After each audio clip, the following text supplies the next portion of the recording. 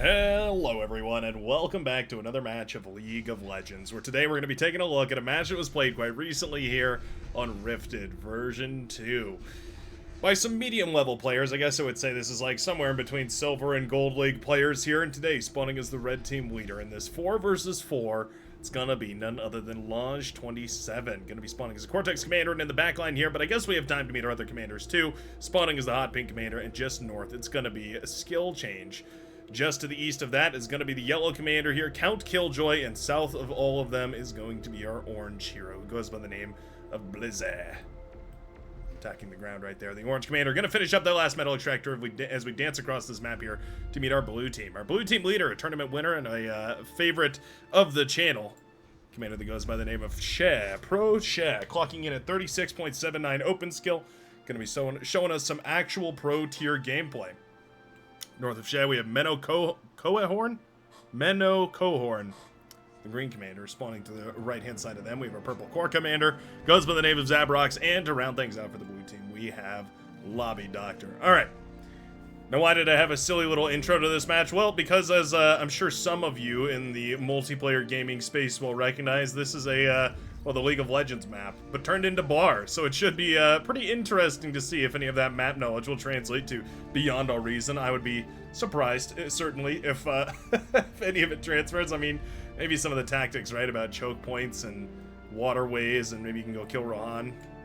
Rodan? Is it? No, that's Dark Souls, or... No, that's Elden Ring. Elden Ring. Gosh, I'm gonna get flamed in the comment section for this one. I can just feel it already.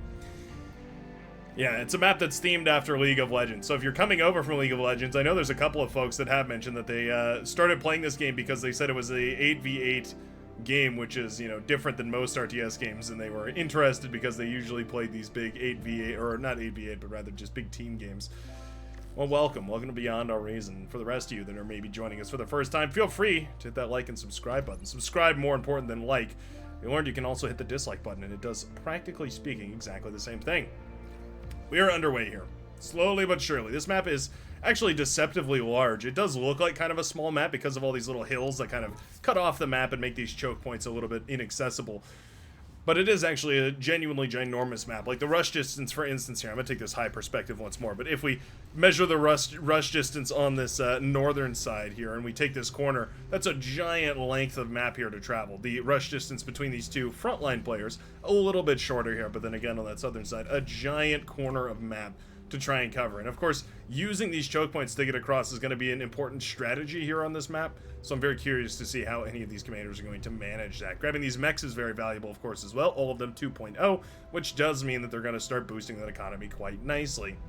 2.0 mechs add up real quick, a lot quicker than you might imagine. They can certainly start to turn your economy from one that can produce a nice amount of bots to one that can produce a hefty amount of medium tanks rather quickly, usually around, oh, I don't know, maybe 20 metal per second or so is where you start to comfortably starting to produce those medium tanks, and you can roll them out of the laboratories very, very quickly.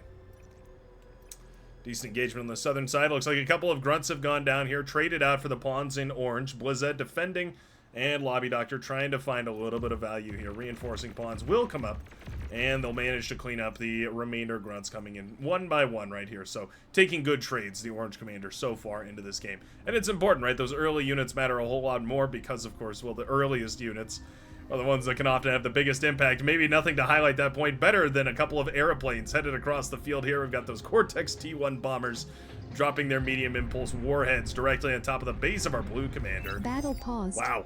Wow. Battle started. Oh my goodness. Okay, well... we are 4 minutes and 4 seconds into the game, and Sheh has already thrown the towel. I can't... Are we rejoining, or is this... Oh, okay, he's rejoined. My goodness. I thought for a second that Sheh had tapped out of the game. I was going to say, how unbelievable. But no, okay. It was just a little bit of a, like a disconnect right there. Sheh will continue the fight, but certainly at least understandable, right? This is an annoying moment where all of a sudden all of your energy is shut off right here and your constructors are being targeted.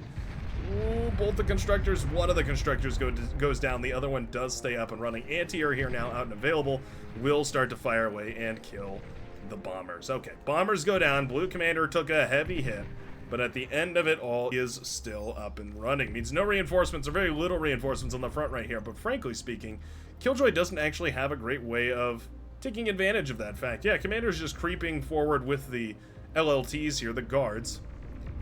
Oh, this is nice. Okay, yeah, look at that.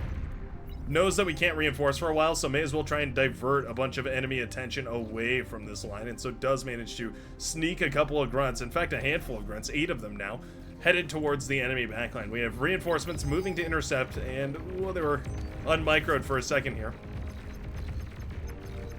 Allied grunts in green moving forward as well, but they'll be cleaned up by the pawns over here. It all becomes a matter of how many reinforcements does it take to catch this bowl of grunts. And well, an even number would be ideal, but if you have a couple extra, that reinforcement bonus can be, or that reinforcement advantage can be very, very pronounced. Still though, the grunts are finding some damage. They're going to snag a metal extractor for their troubles. I have to kind of keep the camera on a very high angle for this map because there's all these... all the mountains make it a little bit difficult to see. Oh, would you look at that. Challonge playing dirty. Just downright filthy with it. The red commander flying in a transport looking for something we can snag. She, of course, sees the transport now. Doesn't see the commander, oddly enough, but does see the transport. Well aware of the fact that this transport is headed towards the enemy's side. And look at that. We're going to drop the comm into the backline right here. Now, this is an interesting spot. I imagine we might have put it in the base, but I guess the anti-air is a little bit scary. What is the move right here? Are we just going to start building LLTs all over the place? Is that the idea? Was all this really worth it for a single metal extractor? I really wouldn't say so. But maybe if you could build the LLTs and then get out of there with the commander, then yeah, maybe it adds up and it is well worth it. That max will pay itself off in, what is that? 2 divided by 50 is 25 seconds. 50, rather, divided by 20. 50 divided by 2, my goodness.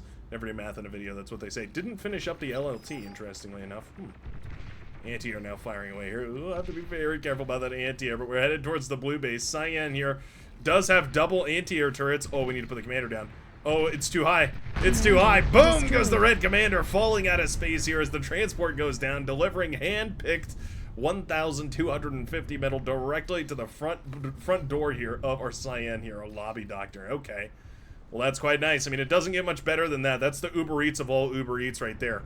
A gigantic delivery of metal right there to the hands of the Cyan hero. What are we going to do about it is the question. Do we go ahead and feed it back to our, well, backline player and here maybe hope that we get some eco or something like that going on? Do we just, oh, okay, here, nice retake with the commander over here as well. Going to rebuild that metal extractor, so that's quite nice.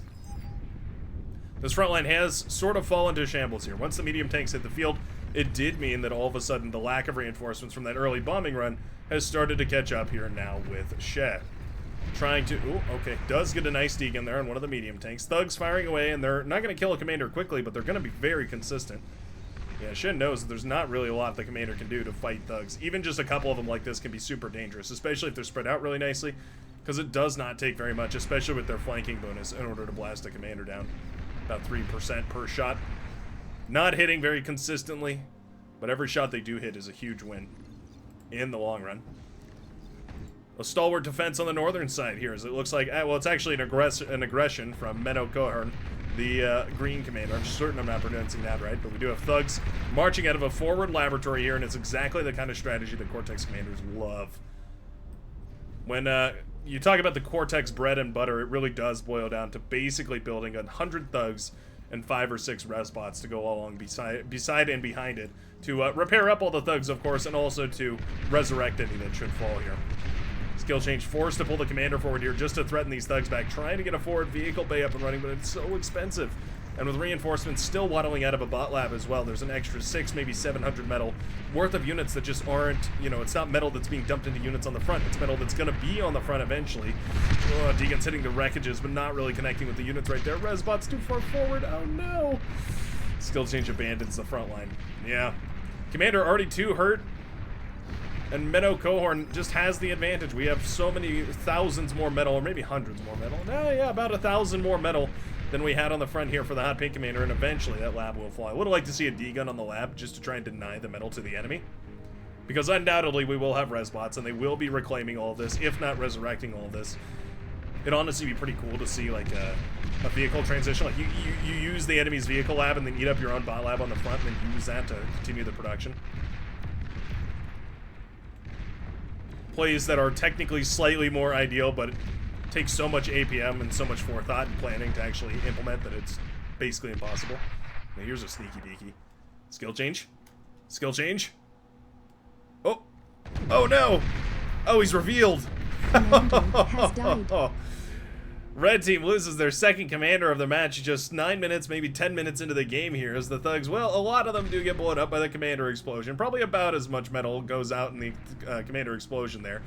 But that is certainly painful right there. Yeah, that is a dangerous moment because certainly eating up all this laboratory, eating up this commander, eating up all that is going to be a huge amount of resources back to the green economy. If all that goes into producing thugs, then we're going to be in a really rough way. What I think skill change needs desperately right here is a handful of resbots. We get the resbots up here and continue to resurrect all these units and push back. I think we're in for a really good option, but you can see already. Go ahead and go in for exactly the same thing. Already has the resbots on the field. It's only going to be a matter of time before resbots one way or another win that battle. I think it really will come down to it. Ooh, can we catch a third? 0%. Oh, one more shot. Boom, goes both commanders, the cyan and the blue, in a chain reaction that takes out both of them in one. As all of a sudden the Pounder, thugs, and all the rest of this resurrected, brought back to life army managed to cobble together a double kill on the front line. Lol, says Shet. Certainly not happy with the way that things have happened in this match here. The wind dying down very low. Here we have a resbot eating up the corpses of these commanders. This is about as phenomenal a position as you could hope for. And frankly, I think all of this really does stem from that early game bombing run. I mean, the fact that the blue commander was just down production for just a tiny amount of time meant that there was ever so slightly enough metal to put on the front here for the red team and then snowball into a bigger and bigger advantage. How did we get here? Medium tanks being chilling on the enemy side of the map here, just enjoying a vacation, I suppose. This is a little bit strange to watch. I feel like I shouldn't be. Feels like this is like a secret strategy or something, or maybe lack thereof. Difficult, of course, to micromanage all across the map, but I would have imagined if we were sending these units to die on the enemy side of the field, we would have at least rallied them towards, you know, the enemy main base or something like that. This push still going very strong. Resbot's still continuing to reclaim from this front line here. Oh, beautiful connection from the Pounder. Love the inclusion of just a couple of those riot tanks here. They really do lend so much survivability in these early compositions. Just their ability to shut down any and all grunt and pawn-based aggression en masse. And then, of course, with the thugs for tremendous sustain and a wonderful bit of damage per second as well. T2 on the field. We've got a Twitcher up and running. I wonder if the plan here is just to hand off Twitchers to all three of the teammates. It's a very metal and, actually a very metal and energy efficient way of doing things because you can make fiends out of these and it's kind of all you need. And then eventually you can also make these bad boys, termites and ducks, which on naval maps, ducks can be game winning. And on other maps, like, you know, maps with big hills to exploit, termites would definitely not be a bad option. We've got quite a few resurrected units once more moving forward here. I love the use of the resbots. I said it already, but I'll reiterate that the resbots are really making all the difference in this map. It's not one of those maps with a tremendous amount of metal extractors. Like, there's a lot of metal extractors, but you can see the Orange Commander's economy kind of caps out around 30, maybe 40 metal per second with the energy, or with the metal extractors alone. We haven't really got any E-converters. Now those T2 mexes are coming online, and that's going to be a huge boost. 4xing the economy here, so getting an extra... You could sort of think of it like getting 3 extra metal extractors per advanced metal extractor that does get upgraded. What are we going to do with the metal is really the question on everybody's mind. Are we going to go ahead and build a frontline laboratory? It'd be very, very awesome to see a frontline like vehicle laboratory spamming out medium tanks. It's one way to drop all of your metal into an army that can do a ton of damage at this stage in the game. Only issue is that takes a huge amount of energy to actually build. This commander's still unclaimed over here, by the way. I noticed this laboratory is also unclaimed. I'm a little bit confused by the position here from Menho. It almost feels like the eco-scaling wasn't quite where he wanted it. Oh, we've gone into so many E-converters. Way too many E-converters. We need advanced solar panels at this point. It's really the only thing that you can justifiably dump that much metal into for the energy production. Wind turbines are great, of course, and at 16 energy, they are quite efficient. But yeah, I mean, you can see these guys flickering open and closed here. We need an E-storage as well. A lot of things that the Green Commander needs, but is desperately trying to micro the army on the front line here. This cobbled together, resurrected zombie force of an army. And is doing a great job of it, is holding its own, but now we've reinforced enough on this northern side, or this western side here for skill change, that I think this is all good and done. We've got the resbots actually picking up the commander. I like to see that as well. Commander back in action, walking thermonuclear bomb. Another engagement on this side. Commander getting real low. Boom goes the orange commander right in the middle of the entire composition. Some juicy connections so far today.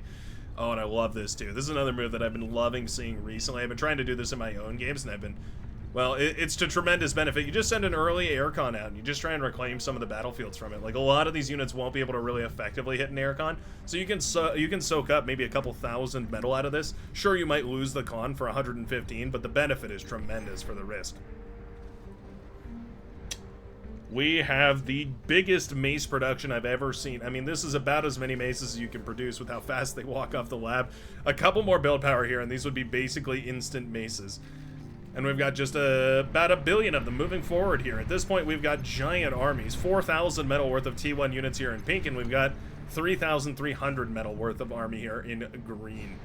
Giant T1 armies. I mean, really, I wouldn't even mind a T2 laboratory. Just put a T2 lab down on the front. You've got so much metal in the bank. And 500 energy per second is not bad. It's not quite enough to start spamming T2 units or medium tanks. You can't really spam on 500. But once you double that, go up to about 1,000, you're going to be pretty good situation. We've resurrected so much of this army right here is really the reason. Like, Menho has a giant army, but most of it is resurrected. That's not to say a lot of it hasn't been produced too. There are quite a few thugs included here. But the rocket bots are going to be more than efficient enough to take down these LLTs, and all of a sudden I'm a little bit worried for the green commander. It kind of looks like there's enough force here to push past this.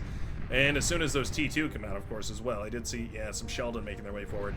Suddenly the efficiency changes into a whole different level, and you just can't build T1 anymore. They just don't compete. This single metal extractor has been bothering me this entire game. The red team unable to deal with it. We've got a Wolverine included in the comp here now. Finally something a little bit more long-ranged and capable of dealing with these statics a little bit easier. That's because, of course, the Yellow Commander has decided to go into a T2 laboratory, so production has been semi-halted, as well as the T2 mexes, of course. Upgrading those before you get into the T2 just accelerates that launch even further. We're nowhere near done producing the T1, though. I mean, if you can reclaim all of it, then it really isn't a loss. T2 is really where you start to destroy corpses so badly that they don't leave behind any wreckage. But since we're still just T1 skirmishing, you're going to have a giant wreck field to reclaim from. And all this metal, most of it, 70% of it, is going to stay on the field. Not bad. Huge collision over here as a bunch of pawns run forward. Sacrificing themselves mostly just to see what's out there, see what's possible. The red commander reclaiming from this front line. It's just like I was saying, sending just one of these cons across can have a huge impact. A couple of pawns actually do sneak through. Okay. We've got looped grunts. Patrolling the base potentially for spy bots, I must imagine. Maybe hoping to deny them entry in case they were looking to paralyze nuclear launchers later on in the match. Hey, metal extractor was cleared, by the way. I think it got eaten here by the constructor. Everywhere we look on this map, we see some beautiful engagements, though. And I think the red team was just a little quicker on their T2, and so that's why they have such a giant advantage. That, and of course, a lot of the reclaim that's coming in. I think they're, yeah, just reclaiming in mass right here from this wreck field, which, frankly, I think was the right move. I think ultimately that's going to be the decider, because all that T1 in the world, again, isn't going to stand up to the Sheldon. There's a couple of game-winning plays you can go for at this stage in the game. Once you've built up this much of an advantage as far as the metal goes, one of the most popular, of course, just being an air transition. You get an early fusion reactor up, and that's enough energy to spam out a ton of T1 bombers. On a match like this, a 4v4, where you know that the enemy team might have anti-air, but otherwise they're basically going to be relying on the earliest air anti-air that was built, a big swarm of 20 or so bombers can oftentimes be enough to completely wipe off an entire base. Like, just spread out properly. 20 bombers is enough to destroy this entire facility here for blue, and then a follow-up bombing run to green or purple would be enough to essentially shut this game off. Meanwhile, we do have bombers coming out here for the blue commander, actually, resting nicely on the hillside here. It looks like we have 3 in total, 4 in total. More coming up right now, but we are desperately low on metal. The front line is a feast if we can have it. There is a resbot, but it is resurrecting a couple of resbots, actually. Yeah, I wouldn't mind them reclaiming here to try and make those bomber numbers pump up. Grunts continuing to sneak through. Love that here from the green commander, trying to find those open avenues. There are aplenty. Difficult to find without any kind of air scouting, and doubly so for air scouting, of course, but we have some good old-fashioned termites heading across as well. All-terrain, is it a heavy assault spider? That's what it's called. All-terrain assault spider. Bomber coming out now. Bombers, rather. They're looking for a target. The commander, of course, is the ideal one. If the commander pops, all the rest of this goes away as well. Here, commander's slinging some D-guns. Bomber's having a little bit of performance anxiety. Yeah, not sure whether they should pull the lever and open the hatch here to drop the payload, but they're thinking about it. Thinking about it. Count Killjoy. Oh, need to watch that commander. Need to keep an eye on that commander. Ooh, boom, goes the yellow comm right there. All right, not bad. Heavy Tigers will clean up the rest of these blue forces, but at the very least, they got that commander. That does mean, of course, that the red team is down to just a single commander. Where is it? There it is. Skill change. Put this guy back at base. And I agree wonderfully here. I agree immensely with the red commander here to put this guy back in the base. Oh, we're going to keep reclaiming with it. Oh, no. Bombers have scouted the termites, by the way. Those are, well, noticed here by the red team, or by the blue team. What will we do about them is the question. Or they're going to walk into some twin guards, and that's not the end of the world. The twin guard does moderate damage, but it's not the most. Those termites are I'm not sure exactly the classification to call them. They're like a medium bot, I guess I would say. They have slightly higher health. They do a decent amount of damage. They have good range. They're kind of great overall, except that they are all-terrain, so you have to pay a little bit of extra money for it. Termites do make it past the hillside here, though. Uh-oh. A 0% termite. Making it into the backline. We have this right-hand side completely shut down here as well. Oh, no. Yeah, Purple Commander going for T2 as well, but shoveling so many forces in so many different directions, it causes a bunch of problems. Use storage. Ooh, it does pop. Chain reacting into the wind turbines. Despite the rocket bots here to try and help, there's not really anything to shut down these termites. Our red heroes have taken every advantage in this game and run away with them, eating up the metal and turning it into energy advantage and then using that to put units on the field rather than just guarding it to try and resurrect. Ultimately, you have to go up those tech skills because T2 is not twice as better as T1. Twice as good as T1. That's the words. That's the right words for it. T2 is like 4 times as good as T1. 3 to 4 times, I would say.